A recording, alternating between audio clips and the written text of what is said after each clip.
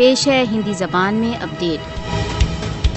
کشمیری مہیلائیں تथा बालक भारत द्वारा अवैध रूप से अधिकृत जम्मू कश्मीर में मोदी शासन की पाशविक नीतियों से सबसे अधिक त्रस्त हैं। गत 3 दशकों में भारतीय सशस्त्र बलों ने कश्मीरी महिलाओं तथा बालकों के विरुद्ध भीषण प्रकार के अपराध किए हैं। भारत द्वारा अवैध रूप से अधिकृत जम्मू कश्मीर में जनवरी 1989 से लेकर 30 नवंबर 2023 तक 22,968 महिलाएं विधवा तथा 1,07,941 बालक अपराध हो चुके हैं। भारत द्वारा अवैध रूप से अधिकृत जम्मू कश्मीर में हिंसात्मक घेराव व खोज पड़ताल के दौरान कश्मीरी महिलाओं व बालकों को टारगेट किया जाता है। भारतीय सशस्त्र बलों की सामान्य दिनचर्या में कश्मीरी महिलाओं को यौन आतंक से त्रस्त किया जाता है। भारत द्वारा अवैध रूप से अधिकृत जम्मू कश्मीर में भारतीय सशस्त्र बल 1989 से अब तक 11,299 से अधिक महिलाओं के साथ यौन हिंसा कर चुके हैं। भारत द्वारा अवैध रूप से अधिकृत जम्मू कश्मीर में भारतीय सशस्त्र बलों द्वारा गत